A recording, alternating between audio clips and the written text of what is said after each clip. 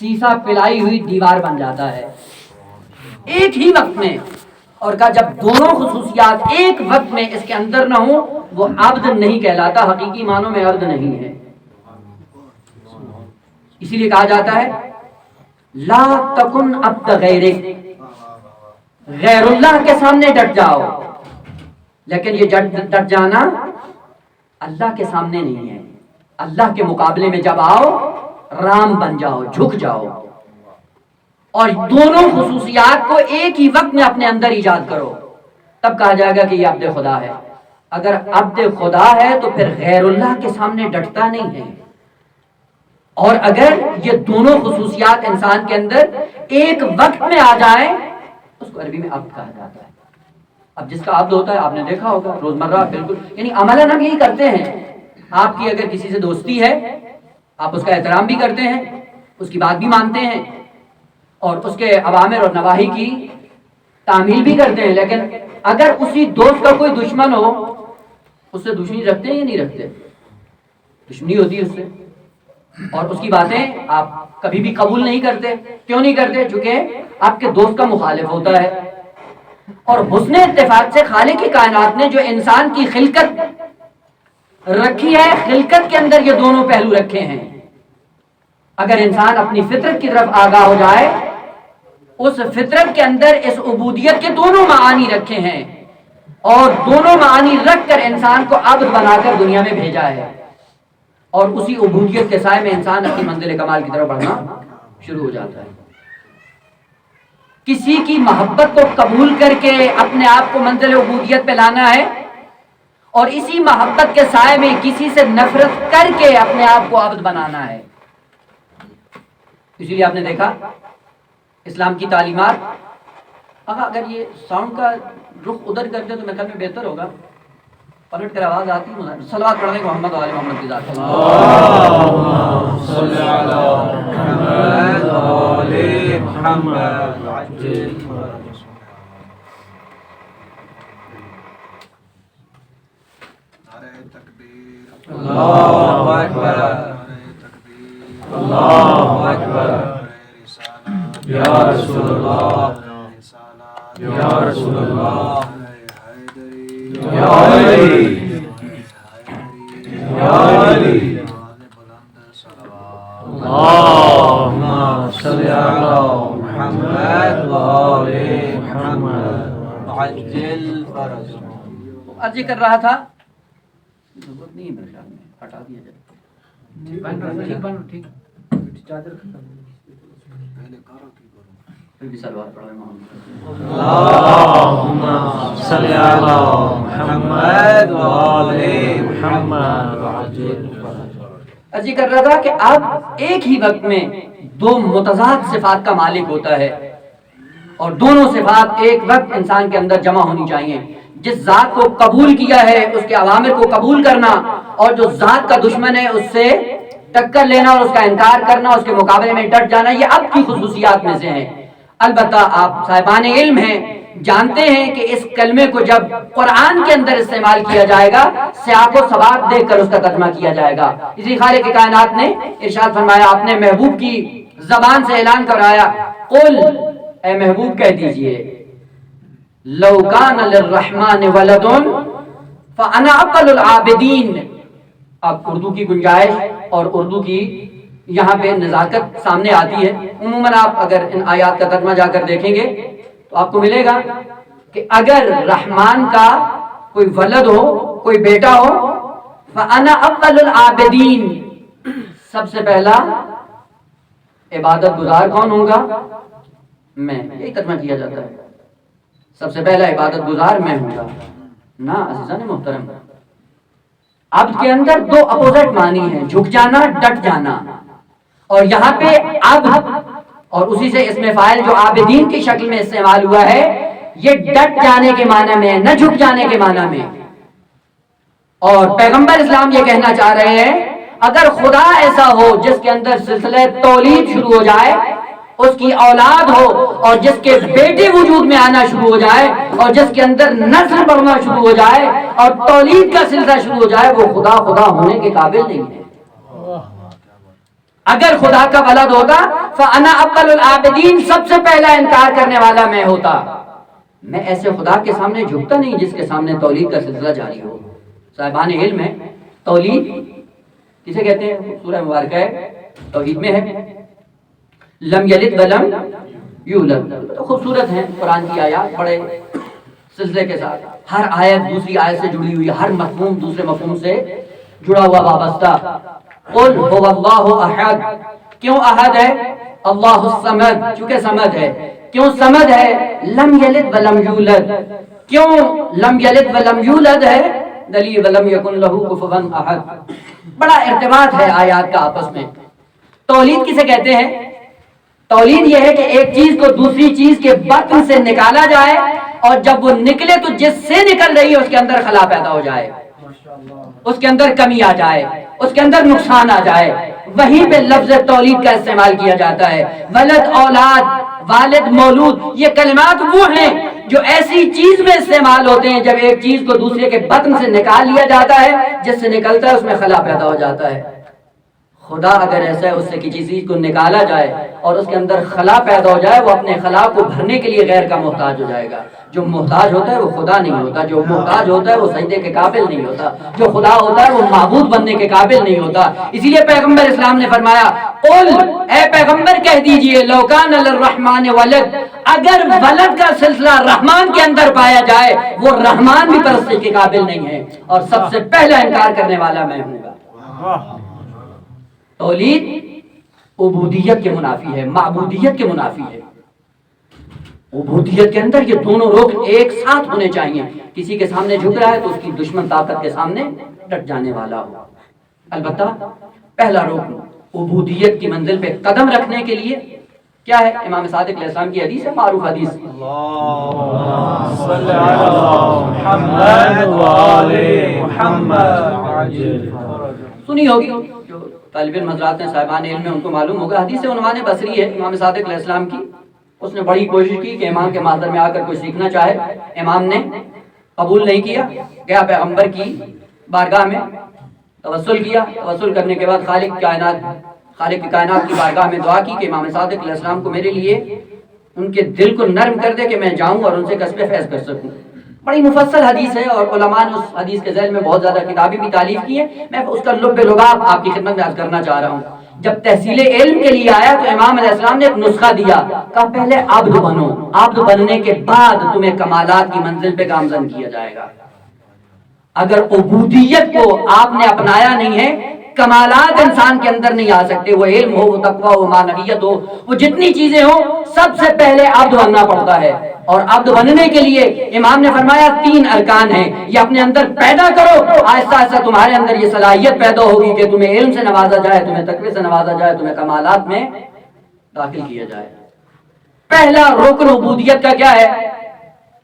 کہ سلب مالکیت اپنے آپ سے کرو. البتہ سلب مالکیت یعنی احساس مالکیت اپنے اندر ختم کرو، تب جا کے تم عبد بنو گے. اب جا کر دیکھ لیں معاشرے کے اندر اکثر اختلافات جو اس وقت معاشرے کے اندر آپ کو نظر آ رہے ہیں وہ احساس مالکیت کی بنیاد پہ ہیں. جس کے اندر احساس مالکیت آ جاتا ہے وہیں سے اختلاف شروع ہو جاتا ہے. وہ پہلے آپس میں شیر و شکر تھے، اور شیر و شکر ہونے کے بعد کیا ہوا؟ بس میری اور تیری کی بات جب آئی کہ یہ میرا ہے اور یہ تیرا ہے، یہ احساس پیدا ہوا. اسی احساس نے اختلافات کو جنم دیا. جب تک یہ احساس انسان کے اندر پیدا نہیں ہوتا تب تک کوئی مشکل نہیں ہے. آپ اپنی زندگیوں میں دیکھ لیں، اگر کوئی چیز آپ کو امانت کے طور پہ آپ کے پاس رکھی جائے اور ایک زمانے تک آپ اس کی حفاظت کرتے رہیں اور صاحب امانت آ کے آپ سے مانگ لے، دینے میں آپ کو کوئی تکلیف ہوگی؟ جی ہے نا میرے ساتھ؟ تو اگر آپ سے امانت مانگ لی جائے تو امانت واپس کرنے میں کوئی چہرے پہ ملال آئے گا؟ اس سے کوئی ناراضگی ہوگی؟ کیوں؟ کیونکہ آپ کے اندر احساس ہے کہ میں امانت دار ہوں، میں اس کا مالک نہیں ہوں. لیکن جس دن آپ کے اندر احساس مالکیت آ جائے، آپ سے مانگ کے دیکھیں، آپ دینے کے لیے تیار ہیں؟ بس احساس مالکیت انسان کو خراب کرتی ہے. اسی لیے بزرگان سے جب پوچھا جاتا تھا یہ گھر آپ کا ہے, کہتے نہیں, مالک اللہ ہے, چند دن کے لیے امانت کے طور پہ ہمارے پاس ہے. یہ سب کچھ اللہ کا دیا ہوا ہے اور امانت کے طور پہ ہمارے پاس ہے. اور امانت جب انسان واپس کرتا ہے, نہ چہرے پہ ملال آتا ہے, نہ اس سے ناراض ہوتا ہے, نہ کوئی مشکل ایجاد ہوتی ہے. مشکل کہاں سے ایجاد میں ہوتی ہے؟ احساس مالکیت سے. پہلا کام اب کا یہ ہے کہ اپنے اندر یہ احساس مالکیت ختم کرو. جس دن احساس مالکیت ختم کر دیا, اسی دن عبودیت کی منزل میں آپ قدم رکھو گے. البتہ یہ ایک نمونہ ہے. البتہ بعض تخیلات اور بعض احساسات انسان کو رسوا کر دیتے ہیں. یہی سے ایک اور بھی ہے, انسان کبھی کبھی جھوٹی کاذب شخصیت کا احساس کرنے لگتا ہے کہ ہم بھی کچھ ہیں. جب یہ تصور آتا ہے انسان کے اندر کہ ہم کچھ ہیں, اسی دن سے ذلت, رسوائی, انحطاط کا شکار ہونا شروع ہو جاتا ہے. دیکھ لیں معاشرے کے اندر, میں فقط ایک نمونے کی طرف اشارہ کروں اور بات کو آگے بڑھاؤں. جب تک احساس پیدا نہ ہو اپنی ذات کا کہ میں بھی کچھ ہوں, اس وقت تک انسان کمالات کی طرف گامزن ہوتا ہے. لیکن جس دن یہ احساس پیدا ہو جائے کہ نہیں یار ہم بھی کچھ ہیں, وہ جب یہ احساس پیدا ہوتا ہے کہ ہم بھی کچھ ہیں, اسی دن سے ذلت و رسوائی اور عزت کا خاتمہ ہو جاتا ہے. آپ کو پتہ ہے یہ ایام فاطمیہ ہے, اور جب نبی کے بعد نام نہاد صحابیوں نے سیدہ کے گھر کا گھیرا کیا, تو سیدہ کے گھر کے اندر امیر المومنین کے علاوہ چند ایک افراد موجود تھے. اور وہ کون تھے؟ جن کے اندر یہ احساس نہیں تھا کہ ہم بھی کچھ ہیں, اور سیدہ کے گھر میں مدافع بن کر موجود تھے. اور عجیب بات یہ کہ جب تک یہ احساس نہیں تھا, امیر المومنین کی اتباع میں, امیر المومنین کی پیروی میں جو کچھ مصائب ان پہ آئے انہوں نے برداشت کیے. اور ایک بہت بڑا المیہ ہے تاریخ کا, حقائق ہے, چھپائے نہیں جا سکتے ہیں. خلیفہ دوم نے جو بہت بڑی مشکل ایجاد کی امیر المومنین کے لیے, وہ یہ تھا کہ بعض ایسے لوگ جن کے اندر صلاحیت نہیں تھی, ان کے اندر یہ احساسات پیدا کر دیے کہ تم بھی امیر المومنین کے مقابلے میں آ سکتے ہو. جب تک یہ احساس نہیں ہوتا انسان کی زندگی کچھ اور ہوتی ہے, اور جس دن وہ احساس شخصیت کا انسان کے اندر جنم لیتا ہے, اسی دن ولی خدا کے مقابلے میں آ جاتا ہے. ایک کمیٹی بنائی خلیفہ دوم نے جس کا نام رکھا شورا, اور شورا کے اندر 6 افراد رکھے. عموماً تشیع سوال کیا جاتا ہے کہ بھائی اگر وہ شورا کو امیر المومنین نہیں مانتے تھے, تو جب خلیفہ دوم نے شورا کے اندر ان کو رکھا اور اس کمیٹی کے ایک رکن بنایا, تو کیوں امیر المومنین نے قبول کیا؟ وہ قبول نہ کرتے, اگر باطل تھے تو کیوں قبول کیا؟ اور عموماً یہ تشیع پہ اعتراضات بھی کیے جاتے ہیں, بھائی وہ تو شیر و شکر تھے, آپ نے فقط اختلافات کو آباد دی ہوئی ہے, اور آپ اگر اختلافات کو چھوڑ دو, ان کے اندر کوئی مشکل نہیں تھی. کیوں امیر المومنین نے قبول کیا؟ پہلی بات تو یہ ہے کہ جب بھی کوئی کمیٹی بنائی جاتی ہے, اس کے اندر تعداد افراد کی طاق صورت میں ہوتی ہے, جفت صورت میں نہیں ہوتی. توجہ ہے کہ اگر اختلاف ہو جائے تو تعداد اتنی ہو کہ دونوں پلڑے مساوی نہیں ہونے چاہیے. اگر ووٹوں کا سلسلہ کرنا ہی ہے, اگرچہ مکتب اسلام اور مکتب اہل بیت کے اندر ووٹوں کی کوئی حیثیت نہیں ہے, لیکن فرضاً اگر یہ بات آ بھی جائے اور ووٹوں سے کسی کو معین کرنا ہو, تو ووٹوں میں تعداد جفت نہیں ہوتی, طاق ہوتی ہے کہ ایک پلڑا یقیناً بھاری ہو. تو جب 6 رکھے ہیں, 3 اگر ایک طرف ہو گئے, 3 ایک طرف ہو گئے, تو پھر ہوگا کیا؟ امت تو رسوا ہوتی رہے نا. اور آپ امت کی نجات کے لیے سامان فراہم کر کے جا رہے ہیں بے نام شورا, اور شورا اگر آپ نجات کے لیے بنا کے جانا چاہ رہے ہیں, پہلا اقدام یہ ہے کہ یہ طاق صورت میں ہونی چاہیے, یا 5 ہوں یا 7 ہوں یا 9 ہوں, تاکہ جب ان کے اندر اختلاف ہو, ایک پلڑا کم ہو اور ایک پلڑا زیادہ ہو, تاکہ فیصلہ ہو سکے. تو کیوں 6 عدد, 6 کی تعداد کیوں؟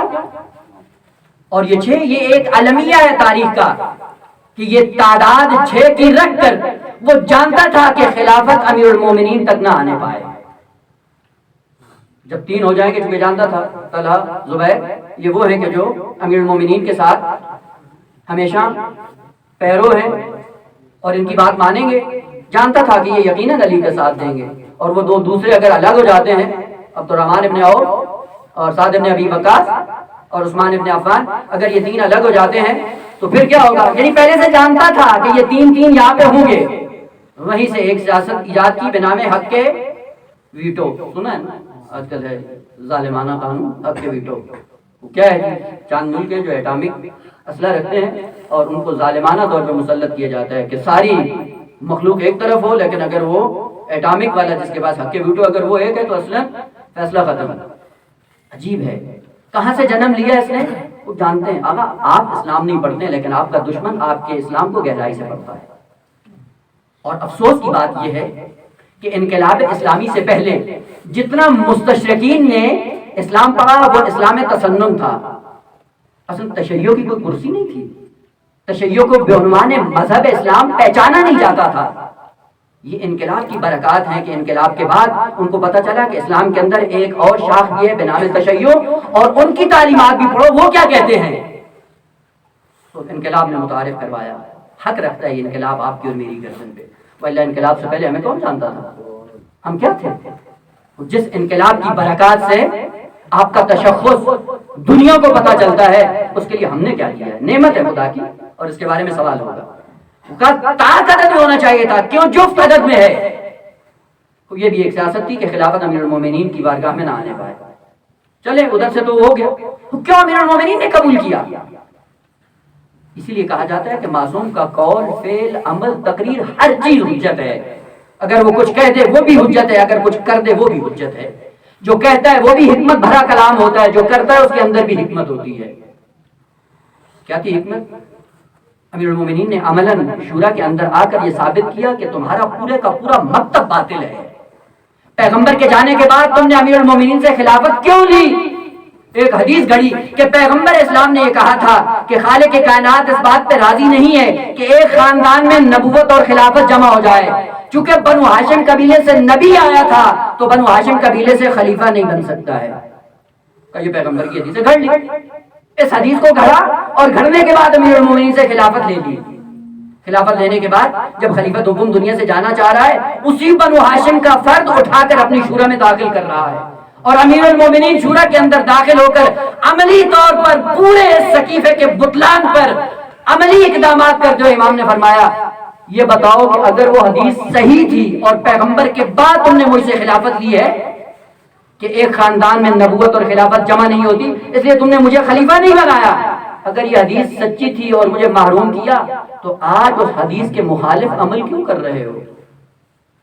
مجھے کیوں شورا میں داخل کر رہے ہو؟ اور آپ کو پتا ہے کہ شورا کے اندر جن کو داخل کیا گیا تھا یہ سب خلافت کے امیدوار تھے. اور عملاً یہ امام نے ثابت کیا کہ اگر وہ حدیث سچی ہے تو تم پیغمبر کی حدیث پہ عمل نہیں کر رہے ہو, اور اگر سچی نہیں ہے تم نے گھڑی ہے تو پھر پیغمبر کے فوراً بعد مجھ سے خلافت کیوں لی؟ ہر دو صورت میں امیر المومنین نے اپنے عمل سے یہ ثابت کیا. جب تک احساس شخصیت انسان کے اندر نہیں ہوتا دین پہ چلتا ہے, اور جس دن احساس اس کے اندر یہ پیدا ہو جاتا ہے کہ میں بھی کچھ ہوں پھر ولی خدا کے مقابلے میں آ جاتا ہے. یہی طلحہ اور زبیر سیدہ کے گھر میں موجود تھے لیکن خلیفہ دوم نے ان کے اندر یہ احساس پیدا کر دیا کہ تم اس کے پیچھے کیوں چلتے ہو, تم تو خود خلیفہ بننے کے لائق ہو. دیکھیں یہ احساس انسان کو کہاں پہنچاتا ہے, اور وہ امیر المومنین کے مقابلے میں آتا ہے. اور آپ کو پتا ہے کہ جب خلیفہ سوم دنیا سے جاتا ہے یہ طلحہ اور زبیر کئی دن تک اپنے گھر میں بیٹھے رہے اس امید سے کہ لوگ آئیں گے ہماری بیعت کریں گے. عجیب بات ہے کہ ایک زمانے امیر المومنین کے مطیع بن کے زندگی بسر کر رہے تھے اور خلافت نے یہ چال چلی کہ امیر المومنین کے مقابلے میں لا کھڑا کیا. اور یہ آج بھی جاری ہے. دو دوست ہیں بہت اچھے ہیں اور زندگی ان کی خوبصورت چل رہی ہوتی ہے اور ایک دوسرے کے ساتھ پیار اور محبت سے رہ رہے ہوتے ہیں, بیچ میں یہ شیطنت آتی ہے اور ایک کے اندر احساس پیدا کر سکتے ہیں بھائی تمہارے اندر کس چیز کی کمی ہے, تم کیوں اس کی کٹ پتلی بنے ہوئے ہو. اب اسی دن سے پھر ان کے اختلافات شروع ہو جاتے ہیں. عجیب بات ہے. اور یہ شیطانی عمل ہر زمانے میں رہا ہے اور رہے گا قیامت تک. البتہ تصویریں اور اس کا رخ بدلتا رہے گا, ویلا تاریخ پوری دہرائی جائے گی. وہ خوبصورت رہ رہے ہیں بھائی, کوئی مشکل نہیں ہے, لیکن ایک کے اندر جا کے احساس پیدا کر دو کہ تم اس سے کوئی کم ہو. بس یہی احساس جب اس کے اندر پیدا ہوتا ہے پھر چھوٹی چھوٹی چیزوں کو بہانہ بنا کر ایک دوسرے سے الگ ہونا شروع ہو جاتے ہیں. اپنے اندر یہ احساس ختم کریں. اگر عبد بننا ہے اس احساس کو اپنے اندر مار دیں. جیسے ہی یہ احساس پیدا ہونے لگے کہ ہم بھی کچھ ہیں، وہیں پہ اپنے آپ کو جھنجھوڑ دو کہ نہیں ہم کچھ بھی نہیں ہیں، ہم کون ہوتے ہیں، ہم کیا ہیں. اور بزرگان نے یہی درس دیا ہے. البتہ یہ آ جاتا ہے دو اصطلاحیں اگر انسان زیادہ رکھ لے، احساس ہوتا ہے ہم سے بڑھ کے عالم کون ہے.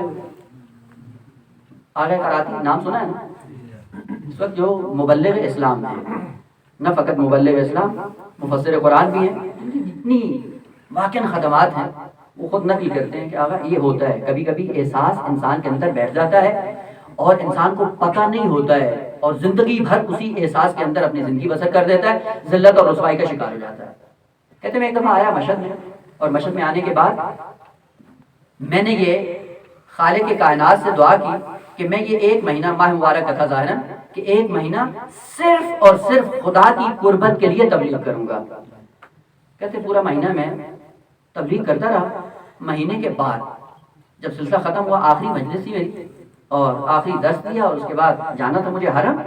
جب میں نکلا ممبر سے اترنے کے بعد دیکھا کہ لوگ بہت زیادہ تھے، رش بہت زیادہ بڑا ہوا تھا. اور جب میں آیا دروازے پہ تو سب لوگ اپنے اپنے جوتے پہن رہے تھے اور میں وہاں پہ انتظار کرتا رہا تو کوئی مجھے راستہ نہیں دے رہا تھا. کہتے ہیں میرے ذہن میں آیا کہ یار اتنا انصاف تو کرو یار، ایک مہینہ میں نے آپ لوگوں کی خدمت کی ہے اور اس کا صلہ یہ بھی نہیں دیتے کہ مجھے کہو کہ آقا آپ پہلے آ جائیں. کہتے جیسے ہی یہ تصور ذہن میں آیا میں نے کہا کراتی خاسر الدنیا والآخرہ. جو خدا کے لیے کرتا ہے وہ امید لوگوں سے وابستہ نہیں کرتا. کہتے یہ احساس پیدا ہوا، رونے لگ گیا، حرم گیا، جا کے معذرت کی. اور ایک بزرگ عالم دین تھے، ان کو جا کے میں نے اپنی داستان بتائی کہ 30 دن مسلسل زبان پہ یہ تھا کہ اللہ کے لیے کر رہے ہیں، لیکن جب آخری مرتبہ نکل رہا تھا کہ لوگوں نے راستہ نہیں دیا تو وہیں پہ پتہ چل گیا کہ میرے اندر اخلاص کتنا تھا. کہتے جب میں نے ان کو بتایا تو وہ زار و قطار کریا کرنا انہوں نے شروع کر دیا. کراتی یہ تھے کہ ایک نہ شد دو شد، پہلے وہ گناہ کیا، اب ایک عالم دین کو آ کے رلانا شروع کر دیا. تو میں نے کہا میں تو اس لیے نہیں آیا تھا کہ آپ کو رلاؤں. کہتے نہیں، رلانے کی بات نہیں تھی. کراتی خدا کا شکر کرو کہ ابھی جوانی میں خالق کائنات نے تمہیں ہدایت دے دی ہے. ہماری عمر گزر گئی اور یہ احساسات ہمارے اندر اتنے تھے کہ آج تک ہم نے خدا کے لیے خالصتاً کوئی عمل انجام نہیں دیا. یہ احساسات انسان کو مار دیتا ہے. احساس شہرت، احساس علم، احساس برتری. اور جا کر دیکھیں یہ سارے یہی احساسات کاذب ہیں جس کی وجہ سے یہ علماء آپس میں بھی مت بھیڑ ہیں، جس کے نتیجے میں قوم بھی رسوا ہو رہی ہے. پہلا اگر ان کے اندر یہ احساسات آج ختم ہو جائیں، دیکھیں کل کو یہی معاشرہ بہشت بن سکتا ہے. یہ احساسات ہیں کاذب جو انسان کو بیٹھنے نہیں دیتے. ہم کون ہیں؟ ہم تو اتنے عرصے سے حوضے میں ہمارا احترام نہیں ہوتا، ہمیں سلام نہیں کیا جاتا. یہ دین تھا. احساس اپنے اندر یہ ختم کر دیں، احساس برتری مٹا دیں. اور جس کی بارگاہ میں جاتے ہو، جس کے لیے جھکتے ہو، اس کو پتا ہے کہ کب تمہیں بلند کرنا ہے. تم جھکتے چلے جاؤ وہ بلند کرتا چلا جائے گا. اپنے اندر یہ احساس ماریں. دوسرا کام کا عبد کی منزل پہ آنے کے لیے احساس مالکیت کو اپنے اندر سے ختم کرو. اور دوسرا رکن یہ ہے احساس مالکیت ختم کرنے کے بعد ترک تدبیر کرو اپنے آپ کے اندر. ترک تدبیر کا معنی یہ نہیں ہے کہ بالکل آتل و باطل زندگی گزارو، یعنی کچھ بھی نہیں کرو. ترک تدبیر سے مراد یہ ہے کہ اپنے آپ کو تربیت کی منزل پہ لانے کے لیے قوانین اپنی طرف سے نہ بناؤ.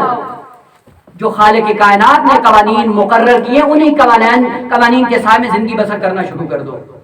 اپنی طرف سے کوئی نظام نہ بناؤ، اپنی طرف سے کوئی قوانین ایجاد نہ کرو، اور قوانین ایجاد کرنے کے بعد اپنے آپ کو منزل کمال کی طرف گامزن کرو. یہ کام چھوڑ دو، کر کے تدبیر کرو. وہ تدبیر جو خالق کائنات نے تمہارے لیے کی ہے اسی کو سمجھو اور اس پہ عمل پیرا ہو جاؤ.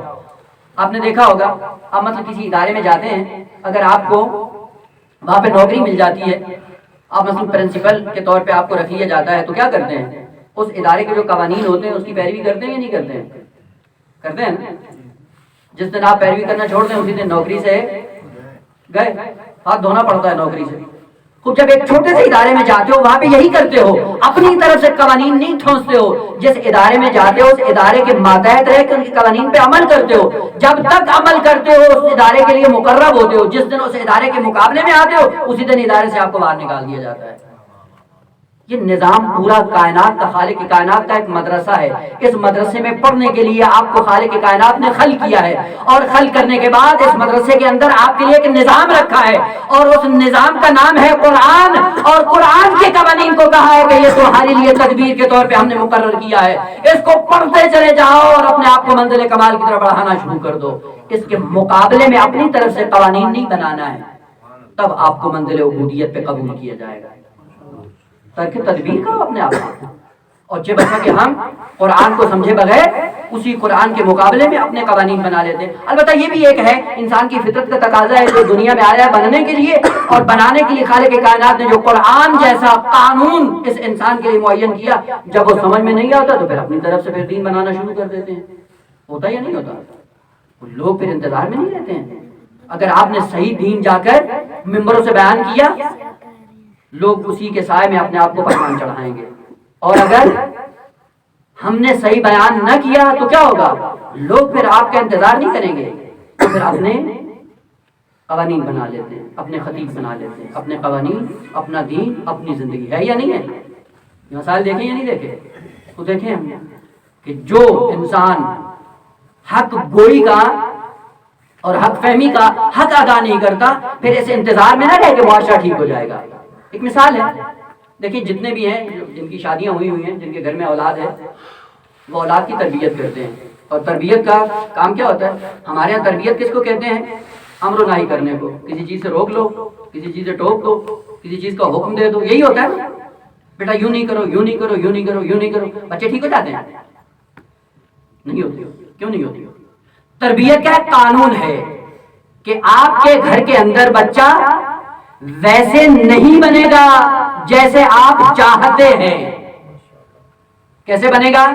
بچہ ویسے بنے گا جیسے آپ ہیں گھر میں، وہ آپ کو دیکھ کر جو آپ ہیں گھر میں وہی بنے گا، جو آپ چاہتے ہیں وہ نہیں بنے گا۔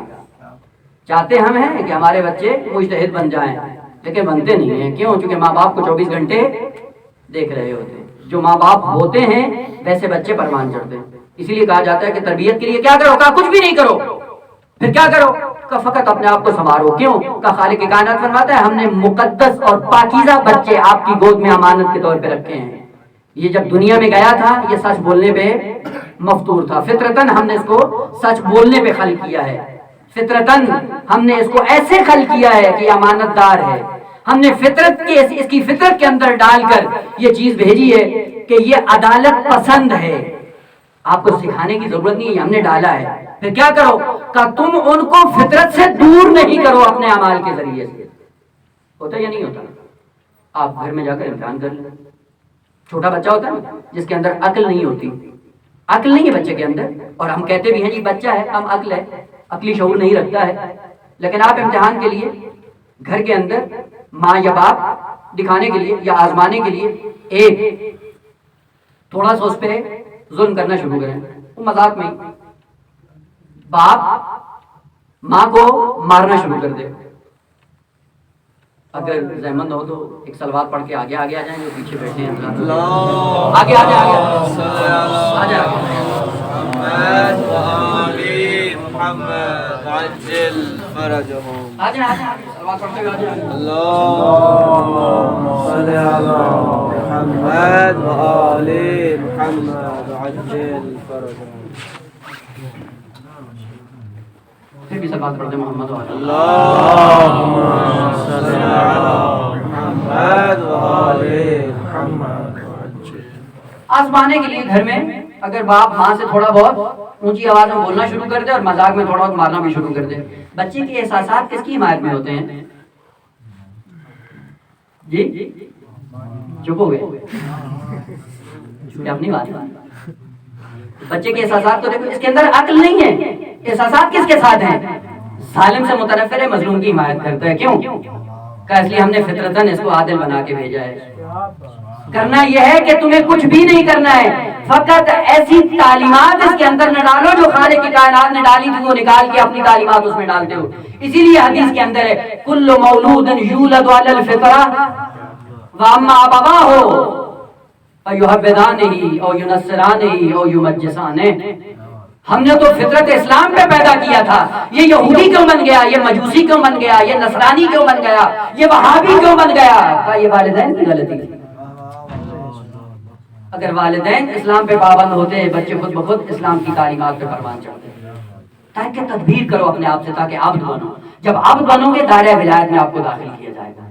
تیسرا کام جو کرنا ہے مقام عبودیت میں آ کر، احساس مالکیت ختم کرو، ترک تدبیر اپنی طرف سے ختم کرو، اور تیسرا کام ترک مشغولیت کرو اپنی ذات سے۔ مشغولیت سے مراد جو قرآن نے کہا ہے لہو اور لعب کو اپنی زندگی سے دور کرو، تب جا کے آپ عابد بنو گے۔ لہو اور لعب کیا ہے؟ عموماً ہم اردو میں ترجمہ کر دیتے ہیں، لہو و لعب کا ترجمہ اگر کیا جائے تو کیا کہتے ہیں؟ کھیل تماشا۔ کھیل تماشا ترجمہ نہیں ہے، غلط ہے اصل میں۔ کھیل تماشا لہو و لعب کا معنی نہیں ہے۔ لہو اور لعب یہ ترک مشغولیت ہے، اس کو کر دو، کیونکہ جس مقصد کے لیے آپ کو بھیجا گیا ہے اس مقصد تک جانے کے لیے سب سے بڑی رکاوٹ لہو و لعب ہے، اور جو بھی لہو و لعب میں مشغول ہو جاتا ہے ایسا ایسا مقصد حیات سے دور ہونا شروع ہو جاتا ہے، اور پھر مقصد حیات سے فقط دور نہیں ہوتا بلکہ خسر دنیا والآخرہ ہو جاتا ہے۔ لہو کیا ہے؟ لہو کہتے ہیں عربی کے اندر سرگرمی کو، مشغولیت کو، مصروفیت کو، لیکن ہر مصروفیت کو لہو نہیں کہا جاتا۔ وہ سرگرمی یا وہ مصروفیت یا وہ مشغولیت جو انسان کو اپنے مقصد سے ہٹا دے وہ سرگرمی لہو کہلاتی ہے۔ ہر سرگرمی لہو نہیں ہے، ہر وہ سرگرمی جو انسان کو مقصد حیات سے دور کرنا شروع کر دے اسے لہو کہا جاتا ہے۔ کہ لہو کی زندگی تمہارے اندر نہیں ہونی چاہیے۔ لہو کو اپنی زندگی میں ختم کرو، لعب کو اپنی زندگی کے اندر ختم کرو۔ البتہ وہ جو سرگرمیاں ہوتی ہیں کبھی مقدس ہوتی ہیں اور کبھی غیر مقدس۔ عجیب، لہو بھی مقدس ہو سکتا ہے، ہاں ہو سکتا ہے۔ لہو کیا ہے؟ ایسی سرگرمی جو انسان کو مقصد سے ہٹا دے۔ مثال عرض کروں تاکہ بات ذہن میں آ جائے۔ دیکھیں، آپ آتے ہیں پاکستان سے، ایک چھوٹے نمونہ زندگی کا مقصد ہوتا ہے آپ کا زیارت کرنا۔ زیارت مقصد ہے، اتنا سفر کرتے ہیں، پیسہ خرچ کرتے ہیں، اپنے آپ کو تھکاتے ہیں، جب پہنچتے ہیں یہاں پہ مشہد مقدس میں مثلا یا قم میں یا کربلا یا نجف، جہاں بھی مقصد کیا لے کے آتے ہیں؟ زیارت۔ لیکن جب آتے ہیں دیکھتے ہیں کہ بھائی نہیں، یہاں تو حوضہ علمیہ ہے، یہاں پہ تو مدرسہ ہے، یہاں پہ تو سب کچھ مفت کا سلسلہ ہے، چھوڑو طالب علم بن جاؤ۔ اکثر ایسے طالب علم ہیں جو بدون مقصد طالب علم بنے ہوئے ہیں، کوئی مقصد سامنے نہیں ہے، آئے دیکھا ہے یہاں پہ مفت کا سلسلہ ہے، چلو جتنے دن گزر جائیں غنیمت ہے۔ کتنے ایسے لوگ ہیں ان سے پوچھا جائے کہ تم جو آئے ہو کیا ہدف لے کے آئے ہو، کیا مقصد لے کے آئے ہو، اس مقصد کے حصول کے لیے تم نے کیا کیا ہے؟ جو مقصد لے کے آئے ہو اس مقصد کے حصول کے لیے جو زندگی بسر کر رہے ہو، یہ اس مقصد کے حصول کے لیے ممید اور معاون ثابت ہو رہی ہے؟ وہ مقصد لے کے آئے تھے زیارت، یہاں پہ پہنچے طالب علم بن گئے۔ طالب علمی شعبہ مقدس ہے یا غیر مقدس ہے؟ مقدس ہے، لیکن جس مقصد کے لیے آئے تھے اس کو پورا کرو۔ جس مقصد کے لیے وہاں سے آئے تھے اس مقصد کو چھوڑ کیوں دیا؟ اب کیا ہوتا ہے، آئے تھے زیارت کے لیے، مہینوں مہینوں توفیق نہیں ہوتی حرم کے اندر جانے کی۔ کیا بات ہے، آئے تھے زیارت کے لیے اور وہی مقصد پورا۔ اگر مقصد کے لیے آئے تھے تو تمہاری ساری زندگی اسی مقصد کے حصول کے لیے خرچ ہونی چاہیے تھی۔ کیسے خرچ ہو رہی ہے؟ جی ہم تو طالب علم بنے ہوئے ہیں، طالب علموں میں کیا چار چاند لگائے، طالب علمی میں کیا پڑھ رہے ہیں، کوئی مقصد ہی نہیں، آتے لو باطل زندگی گزر رہی ہے۔ بس ہو سکتا ہے کوئی ایسی مصروفیت ہو جو انسان کو مقصد سے اٹھائے لیکن مقدس ہو جائے۔ یا فرض کریں آئے تھے زیارت کے لیے، جب دیکھا یہاں پہ بھائی تجارت کا ماحول بڑا زبردست ہے تو آئے تھے زیارت کے لیے تاجر بن گئے۔ وہ یہ تجارت کیا ہے، اس مقصد کے منافی ہے، بس یہ تجارت بھی انسان کے لیے لاف بن جاتا ہے۔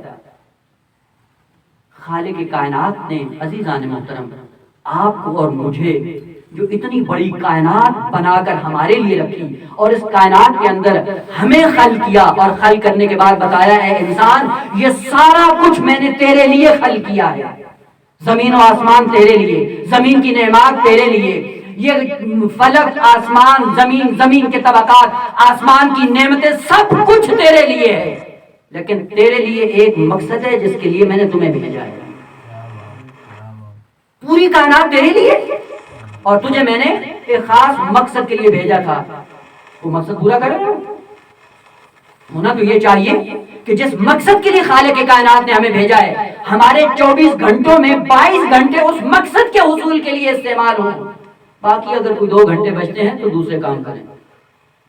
لیکن افسوس کی بات یہ ہے کہ جس مقصد کے لیے ہمیں دنیا میں بھیجا گیا ہے اس کی طرف ہماری کوئی توجہ نہیں ہے، ساری مصروفیات ہماری ایسی ہیں جو ہمارے مقصد کے منافی ہیں، اور وہ سرگرمی انسان کی جو مقصد سے دور کر دے وہ لہو کہلاتا ہے۔ لہو میں مصروف ہے ساری، اپنے اگر اوپر ہم نگاہ دوڑا کے دیکھیں ہم سب لہو میں مصروف ہیں، جو کام ہم کر رہے ہیں یہ سارے کا سارا لہو ہے۔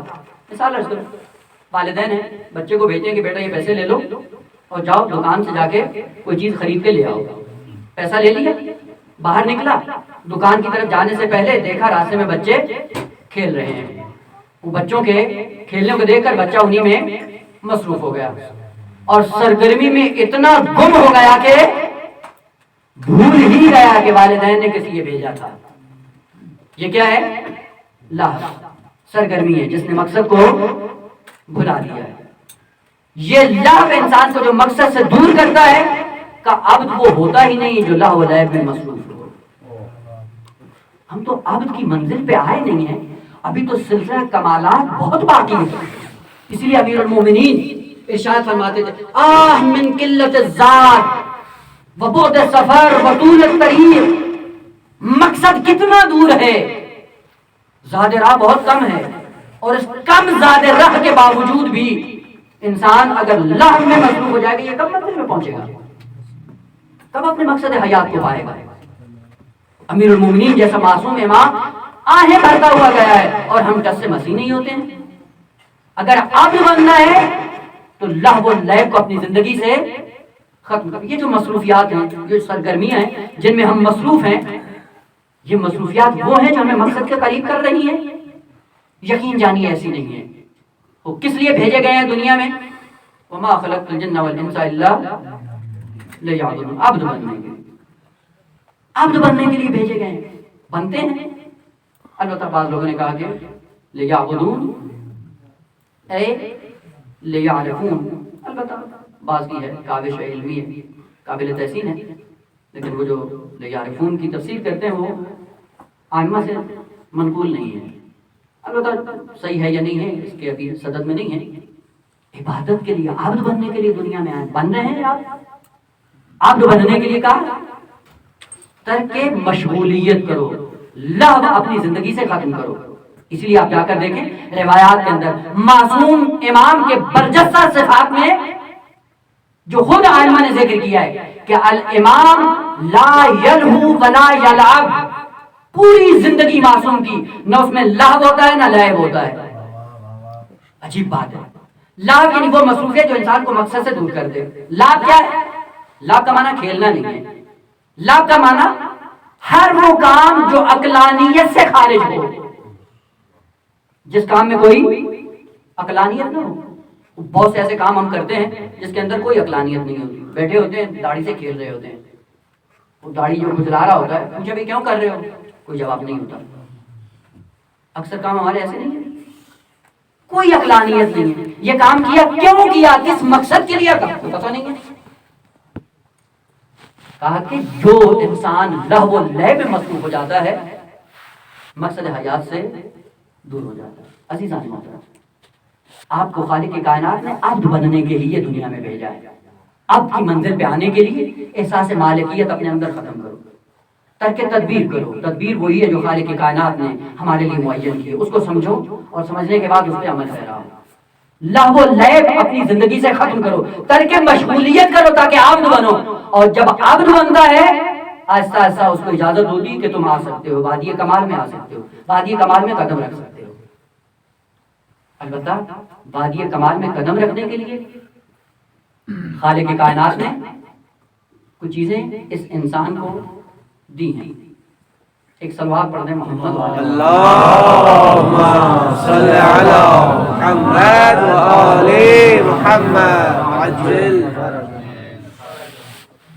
عبودیت پہ جب انسان فائز ہو جاتا ہے، 3 ارکان اپنے اندر پیدا کر لے، اس کا مطلب ہے مقصد حیات کو پا لیا؟ ہاں، ابھی بھی مقصد حیات کو پایا نہیں، عبد بن گئے۔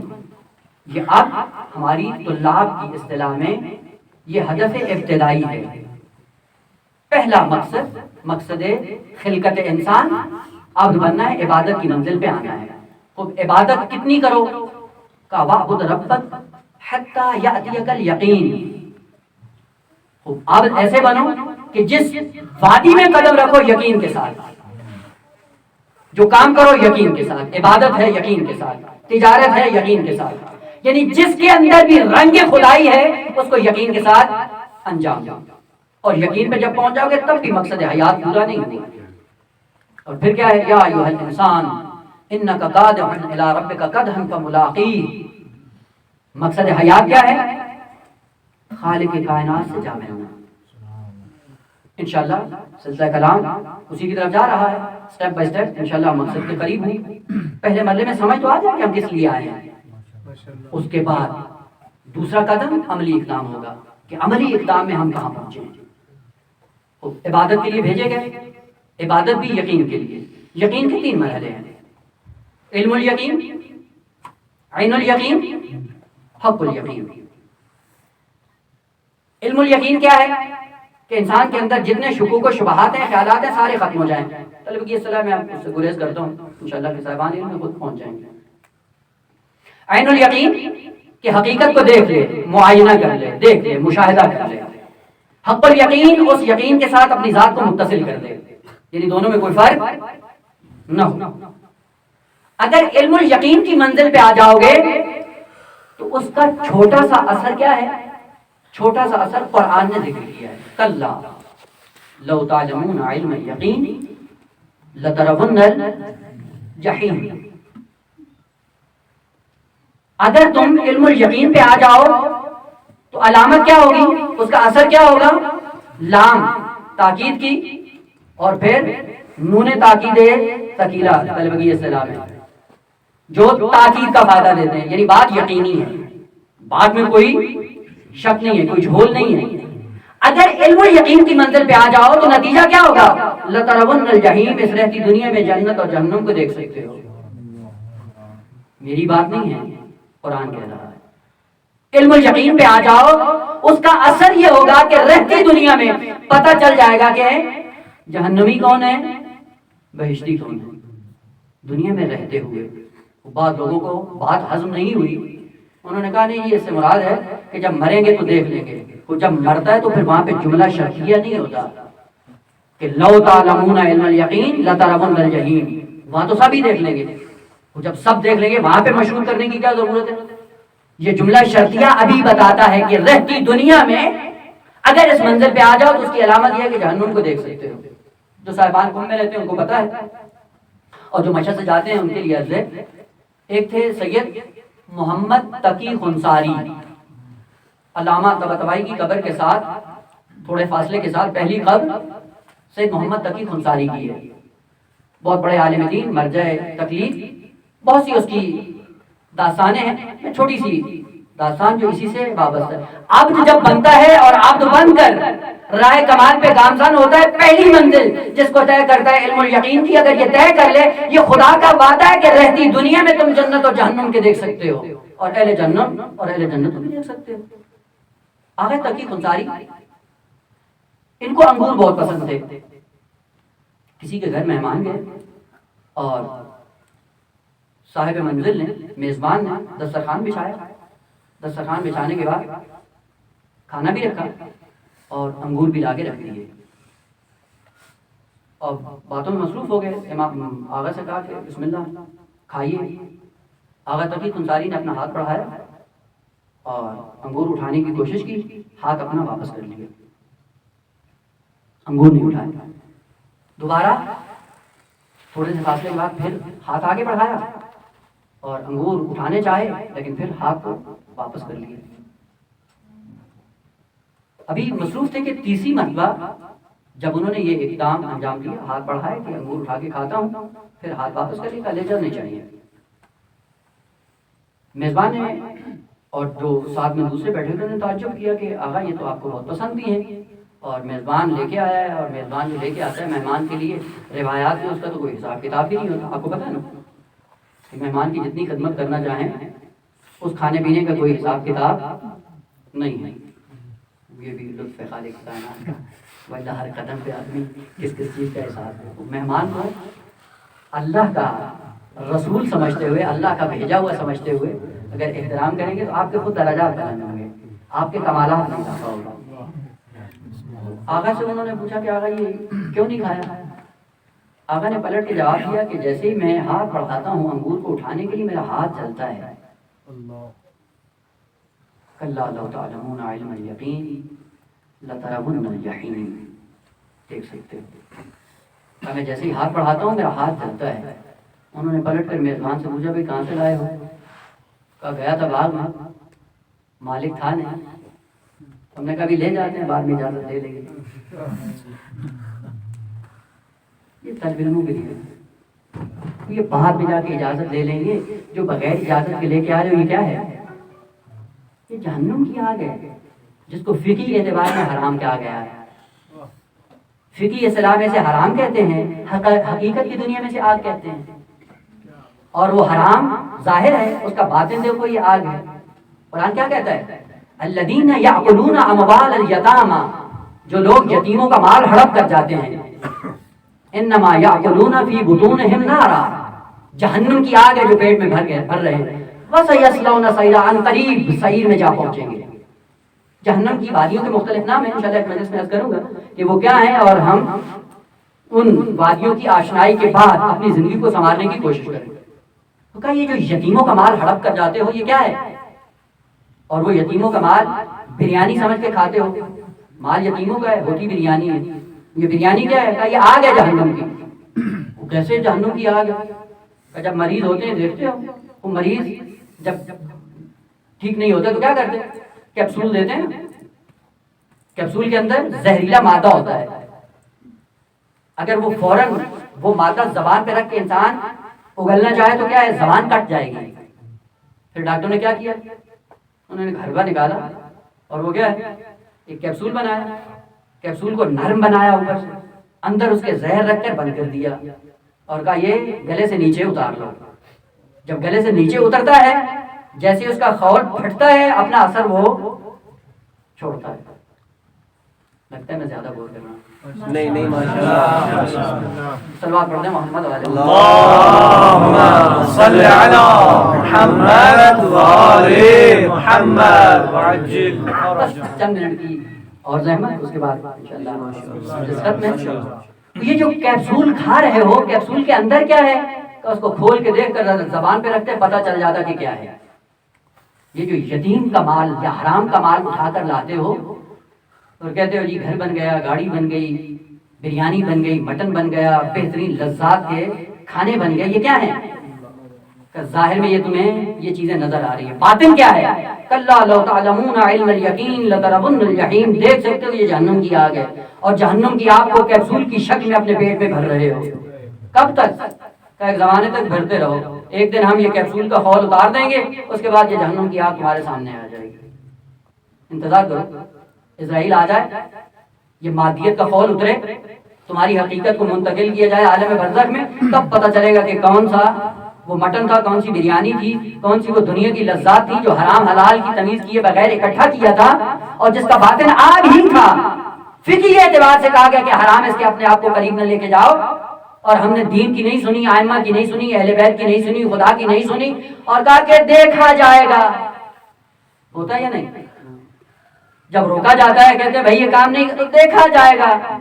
البتہ شیخ مطہری نے ذکر کیا کہ غیر ذمہ دار انسان کو اگر دنیا میں پہچاننا چاہو تو اس کی دو علامتیں ہوتی ہیں، اگر وہ دو علامتیں کسی میں پائی جائیں تو سمجھ لو یہ غیر ذمہ دار انسان ہے، اور اس کے ساتھ اپنا رابطہ دوستی برقرار نہ کرو۔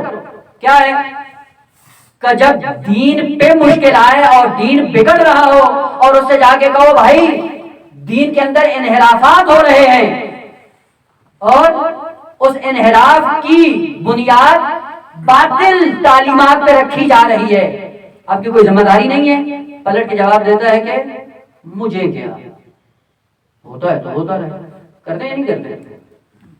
جب کہا جاتا ہے قوم بگڑ رہی ہے، تعلیمات ختم ہو رہی ہیں، نابود ہو رہی ہیں، کہتا ہے مجھے کیا، وہ اور بھی تو ہیں، کسی اور کی ذمہ داری نہیں ہے۔ اور دوسری پلٹ کر جب اس سے بات کی جاتی ہے بھائی خود تمہارے اندر انحراف ہے، تم خود ٹیڑھے ہو، اپنے آپ کو کم از کم سیدھا کرو، پلٹ کے جواب دیتا ہے کہ تجھے کیا۔ دو ہی علامتیں ہیں، مجھے کیا اور تجھے کیا، اور پھر توقع ہوتی ہے کہ قوم سدھرتی کیوں نہیں، تو کیا قوم کیسے سدھرے گی؟ جو تجھے کیا اور مجھے کیا میں مصروف ہے وہ کیا دین بچائے گا، وہ کیا قوم بچائے گا؟ کا علم الیقین پہ آ جاؤ جہنم کو دیکھ سکتے ہو، اور یہ یتیموں کا مال حرام حلال اکٹھا کر کے یہ سارا کچھ ہڑپ کر رہے ہو، یہ کیا ہے؟ جہنم کی آگ، بس یصلون سعیرا۔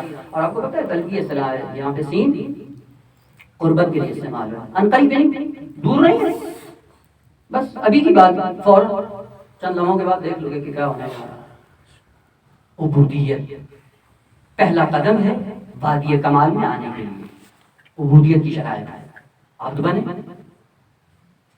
احساس مالکیت، احساس شہرت، احساس شخصیت ختم کریں اپنے، کون ہیں ہم، اور یہ مشتبہات سے اپنے آپ کو بچانا یہیں سے ہے۔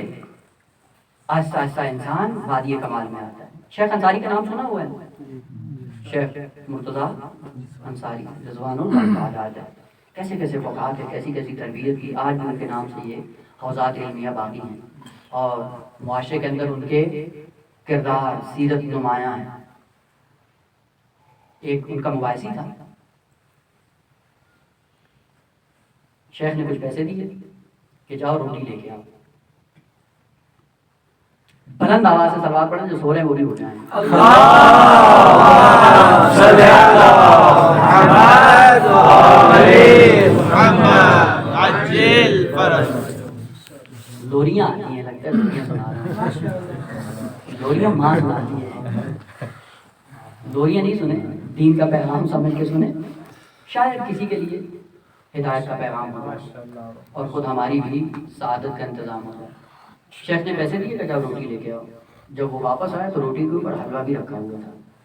وہ شیخ نے پوچھا بھائی یہ کہاں سے آیا ہے؟ کہا یہ ادھار لے کے آیا ہوں۔ میں نے تو پیسے فقط روٹی کے دیے تھے، تو حلوہ بھی ساتھ میں لے کے آ گیا ہے۔ کہا وہ جاننے والا تھا، اسے ادھار لیا ہے۔ تو شیخ نے وہ سوکھی روٹی الگ کر لی اور جہاں پہ حلوے کی چکنائی لگی ہوئی تھی اس سے بھی پرہیز کیا، وہ بھی نہیں کھائی۔ کل نہیں پتا کل کو تمہیں توفیق ہوتی ہے یعنی جا کے دے سکتے ہو، یعنی حقوق الناس ہے بھائی، نہیں کھائی۔ زمانہ گزرتا گیا، وہی مباحثی ان کا نجف سے نکل گیا، توفیق سلب ہو گئی، اور نہ جانے کیا ہوا۔ کافی عرصے کے بعد جب دیکھا شیخ انصاری حوزہ علمیہ نجف کے زعیم مرجع دینی بنے ہوئے تھے تو آیا ان کی خدمت میں، سوال کرتا ہے کہ شیخ جب ہم پڑھتے تھے تو آپ تو اتنے ذہین نہیں تھے، میں تو بہت بڑا ذہین تھا۔ ہوتا ہے نا بعض لوگوں کو احساس ہو جاتا ہے کہ ہم بہت ذہین ہیں جی، ہم بڑا دین سمجھتے ہیں، ہم بڑی کتابیں سمجھتے ہیں، ہم سے پڑھ کے کون سمجھتا ہے؟ یہ غرور ہے، یہ وہی احساس کاذب ہے انسان کے اندر، اور یہ احساس کاذب انسان کو کبھی زمین گیر کر دیتا ہے۔ اگر تقویٰ نہیں ہے کیا ہے، کوئی گارنٹی نہیں ہے کل کو کیا ہوا۔ کہا شیخ آپ اس منزل پہ کیسے پہنچے؟ تو شیخ نے پلٹ کے کہا نہ فقط وہ حلوہ نہیں کھایا تھا بلکہ جہاں جہاں حلوہ لگا تھا اس روٹی سے بھی پرہیز کیا ہے، تو آج خالق کائنات نے حوضے کی زحمت دی ہے۔ ہاں ہم کہاں پہ ہیں، علماء کہاں پہ تھے؟ علماء چلتے تھے، لوگوں کی ہدایت ہو جاتی تھی، اور آج ہماری یہ حالت ہے کہ ہم معاشرے میں رہتے ہیں، ہمارا کوئی عمل کوئی کردار ایسا نہیں ہوتا کہ ہمارے کردار کو دیکھ کر لوگ دائرہ دین میں آتے ہیں۔ زحمت تمام کر دی میں نے۔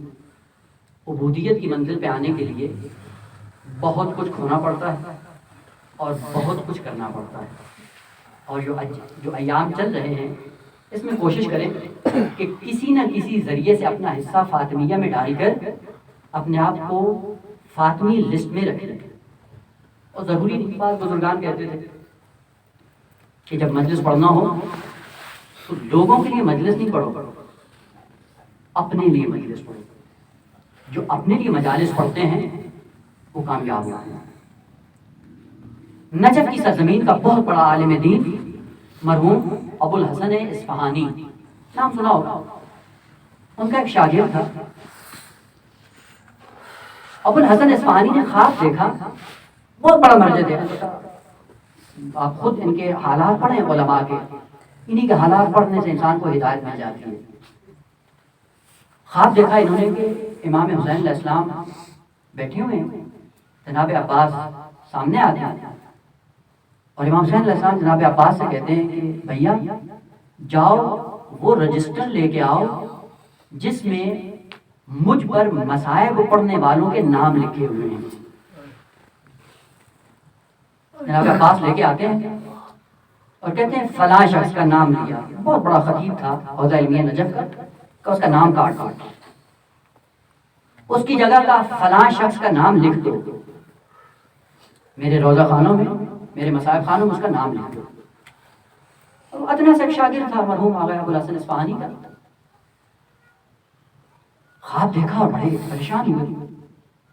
اس شاگرد کو بلوایا آغا نے اور بلوا کے پوچھتے ہیں کہ بھائی تم نے کیا کیا ہے کل؟ کہتا ہے کچھ بھی نہیں کیا آغا، جو روزمرہ درس ہے پڑھتا ہوں، مباحثہ کرتا ہوں، کوئی روزمرہ کے کام ہے. کہا نہیں، ذرا غور کرو کہ جو تم نے کل کام انجام دیا ہے اس میں کوئی نمایاں عمل تو تم نے انجام نہیں دیا کہ جس کی بنیاد پہ آغا نے خواب دیکھا. بتایا نہیں اس کو کہ میں نے خواب کیا دیکھا ہے. پوچھتے رہے. بعد میں جب اس نے ذہن پہ زور دیا کہتے آغا محرم کے ایام تھے، یعنی یہ خواب انہوں نے محرم کے ایام میں دیکھا. کہتے میں جا رہا تھا بازار میں اور سوچا میں نے کہ بھائی طالب علم بن گیا، طالب علمی میں جو سختیاں تھیں وہ ساری برداشت کی اور سارے کام کیے ہیں. نماز شب بھی پڑھتا ہوں، باقی نمازیں بھی اپنے وقت پہ پڑھتا ہوں، ایثار بھی ہے، لوگوں کے ساتھ عزت احترام سے ملتا بھی ہوں. جب جا رہا تھا حرم سے زیارت کی، زیارت کرنے کے بعد جب پلٹ کر آیا ہوں تو میں نے سوچا کہ سارے کام میں نے اچھے کیے ہیں، مثبت کام سارے انجام دیے ہیں. میں نے آج تک امام حسین کی مجلس نہیں پڑھی ہے، مصائب امام حسین علیہ السلام نہیں پڑھے ہیں. کہتے بس یہی ذہن میں آیا. میں گیا بازار میں نے مقتل کی ایک کتاب خریدی. کتاب خرید کر آیا، گھر میں آیا، اپنے بیوی بچوں کو میں نے اکٹھا کر لیا. کہا تم بیٹھو، میں حسین کے مصائب پڑھتا ہوں. کتاب کھول کے انہوں نے مصائب پڑھنا شروع کیے. بیوی بچوں نے گریہ کیا. بس یہی عمل، خالصتاً، نہ کوئی شہرت، نہ کوئی واہ واہ، نہ کوئی نام، کوئی نمود، کچھ بھی نہیں. کتاب کھول کے وہ پڑھتے جا رہے تھے، بیوی بچے گریہ کرتے جا رہے تھے. کہا یہ عمل میں نے انجام دیا ہے. مرحوم اصفہانی نے ان کو اپنے گلے سے لگا کے کہا کہ بیٹا تم کتنے خوش قسمت ہو کہ تمہارے اس عمل کی بنیاد پہ امام حسین علیہ السلام نے آپ کو اپنی بارگاہ میں قبول کر لیا ہے اور امام کے مصائب خان میں آپ کا نام شمار کر دیا گیا. عزیزان، یہ ایام فاطمیہ ضروری نہیں ہے کہ مجلس برپا ہو، تنہائی میں بیٹھ کے مقتل کی کتاب پڑھ کر، سیدہ کے مصائب پڑھ کر اگر آپ کی آنکھ نم ہو جاتی ہے، خدا کا شکر ادا کریں کہ شاید فاطمیہ میں خالق کائنات آپ کو قبول کر لے. رحمن اللہ. فاطمیہ میں اپنا نام لکھوانا بڑا آسان ہے. امام صادق علیہ السلام کا ایک صحابی، ان کے گھر ولادت ہوتی ہے، امام کو جا کے خبر دیتا ہے کہ خالق کائنات نے میرے گھر میں رحمت نازل کی ہے. امام نے پلٹ کے سوال کیا کہ اس کا نام کیا رکھا ہے؟ کہا نام فاطمہ رکھا ہے. امام نے کہا پھر اچھا، اگر فاطمہ رکھا ہے تو اس نام کا پاس رکھنا، اور اس نام کے احترام میں ساری زندگی اپنی بیٹی کو تماچا نہیں مارنا.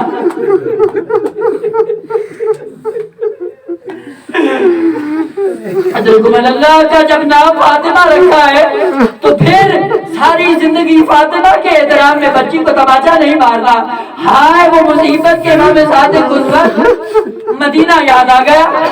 اور ایک کچھ اصحاب پیغمبر جو لکڑیاں لے کر سیدہ کے دروازے پہ آئے، خلیفہ دوم نے ایک خط لکھا حاکم شام کو. دلائل الامامہ طبری کے اندر یہ خط موجود ہے اور اس میں مدینے کے حالات لکھتا ہے کہ جب ہم نے زہرا کے گھر کا گھیراؤ کیا، بعض لوگ تھے جو لکڑیاں لے کے آئے تھے اور یہ وہی لوگ تھے چند دن پہلے زہرا نے اپنے ہاتھوں میں حسن اور حسین کو لیا، مہاجرین اور انصار کے دروازے پہ گئی اور بی بی ایک ایک گھر میں دستک دے کے فقط ایک سوال کرتی تھی، ارے آ جاؤ اور جو غدیر میں میرے بابا نے اعلان کیا تھا اس کی گواہی دے دو۔ لیکن سیدہ کی بات پہ کسی نے کچھ بھی نہیں سنا اور کسی نے عمل نہیں کیا، لیکن ایک مدینے کا بدمعاش تھا، اس نے اعلان کیا کہ آؤ زہرا کا گھر جلانا ہے، اور پورے مدینے والے لکڑیاں لے کے سیدہ کے دروازے پہ آ گئے، کوئی آگ لگا رہا ہے، کوئی بھنبھس کی شکل میں آ کے درے مار رہا ہے، ارے کوئی پاؤں سے جلتا ہوا دروازہ گرا رہا ہے۔ ارے اگر یہی تک ہوتا تو تشیع قیامت تک نہ روتی۔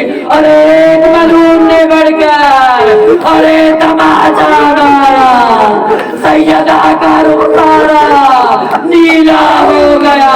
ارے مدینہ کی سرزمین سے ارے کربلا کی زمین تک وہ 4 سالہ بچی فوراً ذہن میں آتی ہے، جو امام کے قدموں سے لپٹ رہی تھی، ہاتھ جوڑ کے کہتی تھی بابا جو بھی مقتل میں گیا ہے وہ پلٹ کر نہیں آیا، بابا ہمیں یتیم کرنے جا رہے ہو؟ نہیں نہیں یتیم نہیں کرنے جا رہا بیٹا، چند لمحوں کے بعد تم یتیم ہو جاؤ گی، شمر کے تماچے ہوں گے، تمہارے رخسارے ہوں گے، ارے تمہارے کانوں سے گوشوارے چھین لیے جائیں گے۔ ادرکم اللہ۔ جب امام آخری ودا کر کے مقتل کی طرف جا رہے تھے، تاریخ میں یہ لکھا ہے کہ بی بی نے ذوالجلال کے سموں سے لپٹ کر ایک التجا کی کہ یا جواد آبی، میرے بابا کے ذوالجلال، آپ کو پتا ہے کہ میرا بابا صبح سے ابھی تک لاشیں اٹھا کے تھک چکا ہے، ارے میرے بابا پہ جانے کی سکت نہیں، ارے آپ کو پتا ہے میرا بابا پیاسا ہے، تجھے اللہ کا وعدہ میرے بابا کو مقتل میں نہ لے جائیے گا۔ اور عزیزان محترم، عزاداران فاطمہ، جو بھی علماء ہیں جنہوں نے جن کمالات کو پایا ہے وہ سید الشہداء کی بارگاہ سے اللہ کی بارگاہ میں مقرب ہوئے ہیں۔ یہ ذوالجلال جب جانے لگا، امام حرکت کرنا چاہتے ہیں، ذوالجلال آگے نہیں بڑھتا، امام نے ایک مرتبہ اپنے ذوالجلال کو مخاطب کیا، ارے ذوالجلال تو لگتا ہے تھک گیا ہے اور یہ آخری سفر ہے، اس کے بعد تجھے کوئی زحمت نہیں دوں گا۔